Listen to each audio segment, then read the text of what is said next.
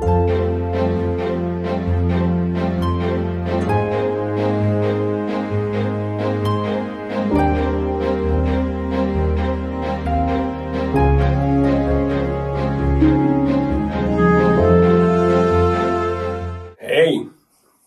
Tämä on Kysy mitä tahansa Petrukselta, eli Ask Me Anything. YouTube-kanavani, jota on rummutettu tuossa viime keväästä 2021 asti. Ja tällä kertaa otan kantaa sellaisen asian tai vastaan kysymykseen, joka on hyvin erikoinen. Miksi vihaat ihmisiä? Mun on hyvin vaikea pitää pokkaani. Toistan kysymyksen, miksi vihaat ihmisiä? Kun tuollaisen kysymyksen lukee, niin se ensimmäisenä se naurattaa. Sitten sen jälkeen tulee semmoinen hämmennys, että onko joku ihan oikeasti tuota mieltä. Sitten sä rupeat miettimään, että pakko on mun ottaa tosissaan tuo, että jos joku on kirjoittanut tuommoisen kysymyksen, että hänellä on jotain mielen päällä niin sanotusti tai ajattelee tällä tavalla kaunaisesti tai mä en tiedä onko kaunaisesti ajateltu, mutta ajattelee tällä tavalla minusta. Ja kyllä mä nyt haluan korjata tämmöisen. Minä toivon, että tämä nyt menee sitten kirjoihin ja kansiin. Nehän sanovat, että internetistä ei mitään saa hävitettyä. Niin tällä päivämäärällä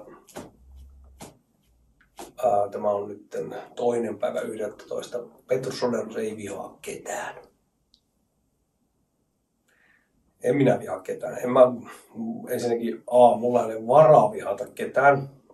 B, minun vakaumukseni ei tarvitse olla samaa mieltä siitä vakaumuksesta, mutta minun vakaumukseni opettaa, että ei saa vihata ketään ihmistä. Minä en vihaa ketään. No, tämän kysymyksen vastaushan ennalta olettaa, että joku ajattelee niin, että minä vihaan toista, koska minä teen tai sanon jotain, mikä hänen mielestään on vihan osoitus.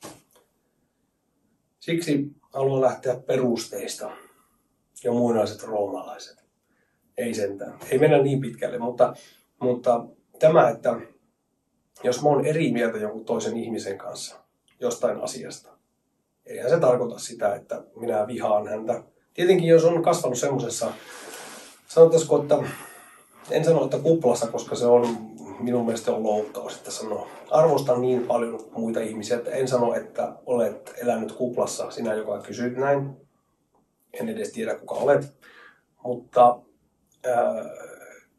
se tämmöinen, että ei siedä eriäviä mielipiteitä, minusta aika, ei ainoastaan kiusallista, vaan aika surullista.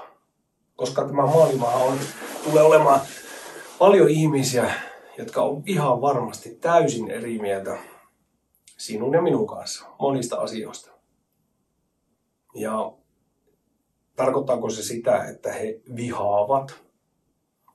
Mitä viha tarkoittaa? Minun mielestäni viha on aktiivista. Semmoista aktiivista, että viha panee ihmisen toimimaan jollain tavalla. Joku sanoo, että hän on vaikka, en tiedä uskaltaako tätäkään sanoa tänä päivänä, mutta joku vaikka vihaa itseänsä sillä tavalla, että hän ei ole tyytyväinen omaan ruumiisensa, niin rupeaa treenaamaan kovasti ja noudattaa jotakin dieettiä ja muuta. Mä keksin tämmöisiä esimerkkejä, kun ei ole mitään muuta. Niin se saa aikana jotain tiettyä toimintaa hänessä, se viha, omaa itseään kohtaan. Mä en ajattelisi välttämättä, että se mitään vihaa on, se on vaan muutoksen halua se. Mutta mä kuitenkin se, mitä mä tarkoitan tällä vihalla, että vihahan on aktiivista. Mutta en mä ainakaan löydä itsessäni semmoisia piirteitä, että kun mä herään aamulla, niin mä mietin, että mitähän kaikkea mä vihaan. Eikä mielen vieressäkään. Mä en edes muista semmoisia asioita. Mutta sitten kun puhutaan sellaisista asioista, mistä meillä on erilaisia mielipiteitä ja niitä mielipiteitä pitää mahtua tänne. Mä olen oikeasti sitä mieltä, että niitä on pakko mahtua tänne ja niitä pitää saada tuoda esiin tällä tavalla suun kautta esiin ja kirjoittamalla ja sanoa. Niin niitä jos ei mahu, niin kyllä käy ahtaaksi seinätämään tämä koko maailma käy ahtaaksi. Niin jos minä olen jotain mieltä jostakin asiasta ja sanon, että minä en ymmärrä sitä tai minä en tykkää, niin minä väitän, että minulla on sellaiseen oikeus. Minun ei tarvitse tykätä, kuten kenenkään ei tarvitse tykätä minun musiikistani. Se olisi aivan sairas vaatimus, että minä vaatisin, että väittäisin, että te vihaatte minua, koska te ette pidä minun musiikistani esimerkiksi. No, joku sanoo, että tuo huono esimerkki, koska musiikki on jotain, mitä sinä teet. No, ei sitä voi erottaa minusta. Mä oon sitä mieltä, että minun musiikki on osa minua. Ja tällä tavalla, että jos et sä tykkää minun musiikista, niin sitten sä vihaat minua. En mä ajattele tuolla tavalla. Minusta ei tarvitse tykätä, minun mielipiteistäni ei tarvitse tykätä, mutta minä toivoisin, että se ovi avautuisi molempiin suuntiin. Mutta minä en vihaa ketään ihmistä ihmisenä. En ymmärrä heidän toimintatapojaan tai käyttäytymistään, mutta se ei todellakaan tarkoita sitä, että minä vihaisin heitä. Minä ymmärrän sen vihan semmoisena aktiivisena, että tahtoo niin kuin muuttaa jonkun ihmisen. Ei mulla ole mitään tarvetta muuttaa ketään. Mä uskon, että se ei ole minun tehtävä muuttaa ketään. Mutta kyllä minun mielestäni minulla on oikeus sanoa, että mä en ymmärrä jotain asiaa, mä en hyväksy jotain asiaa tai mä en tykkää. Niin kuin mulla on oikeus, että mä tykkään jostakin asiasta ja hyväksyn sen ja minusta tuo on hieno ja edistettävä asia, mutta todellakaan en vihaa ketään. Se viha minulle käsitteenä on sellainen tuhoava voima ja semmoinen negatiivinen voima, mikä murskaa toisen. Ja mä toivon kyllä todella, että kenellekään ei ole jäänyt semmoinen mieli, että minä vihaisin jotain ihmistä tai joka on kysynyt tämmöistä, miksi mä vihaan kaikkea. En mä vihaa. En, mutta se ei todellakaan tarkoita sitä, että mun täytyy olla se, että kyllä, ihan samaa mieltä on kaikesta sun kanssa. En mä oletakaan semmoista. Ei se maailma vaan toimi sillä tavalla. Siihen täytyy tottua, että maailmassa on paljon ihmisiä, jotka voivat olla hyvin eri mieltä monestakin asiasta. Minun kanssa ja teidän kanssa. Ja se ei tarkoita sitä, että he vihaavat. Voi olla, että meidän käsitykset sitten vihasta on erilaiset.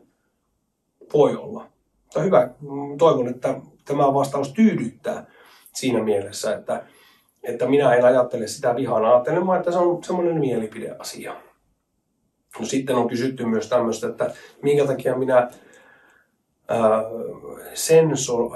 sensoroin, onko se edes oikea sana suomeksi, en tiedä, kielitoimistolta voisi kysyä, mutta minkä takia sensuuri ottaa eriäviä mielipiteitä pois minun sivulta. No ensinnäkin, se on minun sivuni ja siksi toiseksi siellä on paljon ihmisiä, jotka ne pahastuvat semmoisesta tappelemisesta. Niin ihan sellaisen rauhan takia on välttämätöntä ottaa semmoiset alatyylin kommentit ja täysin musiikkiin liittymättömät kommentit, niin ne on vaan pakko poistaa. Et jos haluaa debatoida, keskustella, väitellä, niin ne kuuluu jollekin muulle foorumille kuin sinne, missä puhutaan minun musiikistani, kuten on minun työtä. Niin, kun ne ei liity millään lailla siihen musiikkiin. Mä ymmärrän sen, että joku hylkää minun musiikin täysin minun mielipiteitteni takia. Mä ihmettelen sitä, koska minä kuuntelen paljon sellaisten ihmisten musiikkia, joiden kanssa on täysin eri mieltä melkein kaikesta. Silti mun mielestä ne tekee hyvää musiikkia. Musta se on outoa, että jonkun ihmisen tekemä taide voidaan erottaa sieltä, että koska tuo ajattelee noin, niin sitten sitä ei voi sen jälkeen kuunnella. Mä voin luetella sellaisia artisteja, mitä te ette varmasti, monikaan ei usko, mitä olen kuunnellut matkani varrella. Madonna, Pink Floyd, King Diamond, Kiss, Rolling Stones, AC/DC. Mulla on YouTubella, iTunesella niin 80 gigatavua musiikkia, suomeksi erittäin paljon. Niin mä oon kuunnellut vaikka Sade, Adu,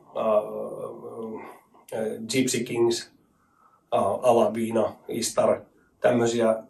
Siis niin, mulla kyllä riittää sitä sanotaanko tällä, että jos nyt sitä sanotaan suvaitsevaisuudeksi, olkoon se sitten mitä tahansa musiikin suhteen, niin ei mua kiinnosta kyllä oikeasti pätkääkään, että mitä ne ihmiset ajattelee, jos ne tekee sellaista musiikkia, mikä minua miellyttää.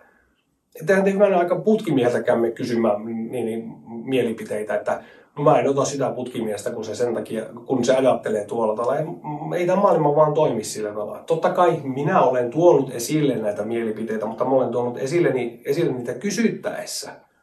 En minä multa nimenomaan kysyttiin niitä mielipiteitä joistakin asioista, mitä nyt en rupea kertaamaan. Google on sitä varten ja niitä voi jokainen sieltä sitten katsoa, jos haluaa. Mutta en käsittääkseni ole niitä tuputtanut niin kuin kurkusta alas. Niin tällainen ajatusmalli, että kun ollaan siellä sivulla, niin onhan se ihan normaali, että kuka sinne haluaa tulla pahaa mieltä niin kuin hakemaan. Ja jos sinne joku kirjoittaa, että en mä edes viitti sanoa, mitä sinne kirjoittaa, koska ne on jotenkin niin mauttomia ja moukkamaisia. Moukka on hyvä sana, koska mun mielestä sellainen ihminen on moukka, joka kirjoittaa rumasti toisen sivulle. Niin ne vie kaiken sen hyvän, mitä siellä sitten puhutaan siitä musiikista. Ei minusta, vaan siitä musiikista, mitä minä teen. Niin se pilaa sen tunnelman ja sen takia on ollut ihan välttämätöntä, että se keskustelu pyhitetään. Pyhittäminen tarkoittaa erottamista jostakin toisesta. Ihan tämmöisenä vinkkinä vaan. Se ei tarkoita, että pyhä on joku aina kuin kirkollinen asia, vaan että se niin kuin erotetaan muusta. Niin tämä sivu on erotettu musiikista puhumiselle. Ja sen takia siellä ei sitten suvaita mitään tämmöisiä kommentteja, mitkä sivuavat jotain muuta asiaa. Oli ne sitten mitä tahansa semmoista, joka on niin kuin loukkaa ja ärsyttää ja muuta, kun minun täytyy ajatella kaikkia ihmisiä siellä, jotka siellä sivustolla on. Ja tähän mennessä on mennyt ihan kivasti. Että ne, jotka ovat loukkaantuneet siitä, että niitä on heidän kommentteja on poistettu, niin ne on itse asiassa, jokainen voi katsoa peilin, että siinä asiassa, että sellainen, mikä aiheuttaa mielipahaa, niin voi lähettää mulle suoraan. Mutta turha sen sivulla on mitään mennä laittaa, koska se on vähän sama homma kuin joku menee bileisiin ja sitten niin rupeaa siellä toisella joku juhlatunnelma ja menee synttäreille ja se menee pilaamaan sen kaiken fiiliksen puhumalla jostakin ihan muusta. Tämä on hyvin yksinkertaista. Minusta tuntuu, että aikuisille ihmisille ei tarvitsisi selittää tämmöistä, mutta joka tapauksessa syy siihen, miksi on ollut tämmöistä, että on poistettu kommentteja, niin se on ihan inhimillinen ja järkeenkäypä selitys, että ei vaan jakseta tapella.